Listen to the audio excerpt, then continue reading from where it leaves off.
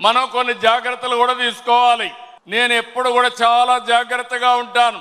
ఈ కడప గడ్డలో చెప్తున్నా, వివేకానంద రెడ్డి మర్డరు నాలాంటి నాయకుడినే మోసం చేయగలిగారంటే తెల్లవారితో నిద్ర లేస్తే ఒక అసాక్షి పేపర్ ఒకటి ఉంది, టీవీ ఒకటి ఉంది.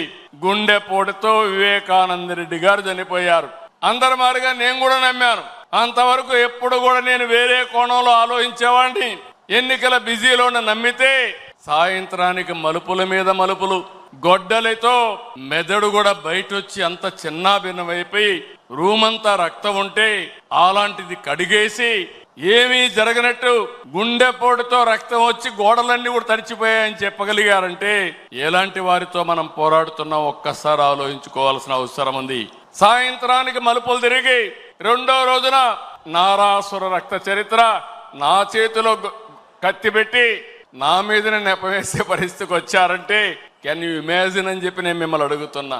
అర్థమైందా మీకని అడుగుతున్నా. అర్థమై ఉంటే చేలు పైకెత్తమని చెప్తున్నా.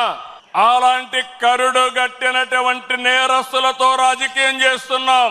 అందుకే నిన్న ఒకటి జరిగితే వీరయ్య చౌదరి, సంతనూతలపాడు, పల్నాడు హత్యలు జరిగాయి. హత్యలు జరిగితే నాకు అనుమానం వచ్చింది. ఇప్పుడు నేను ఎవరిని నమ్మడం లేదు.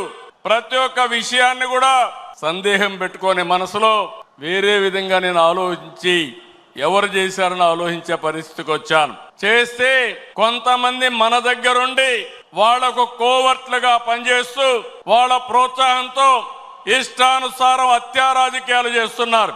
మన చేతితో మన వేలుతో మన కన్ను పొడుచుకుని తద్వారా రెండు పనులు, ఇది తెలుగుదేశం పార్టీ వాళ్ళు వీళ్ళనే చంపుకుంటున్నారు అని చెడ్డ పేరు తేవడం, వాళ్ళ టార్గెట్ ని సులభంగా ఎలిమినేట్ చేయడం, ఇది నేరస్తులు చేసే కనికట్టు మాయ.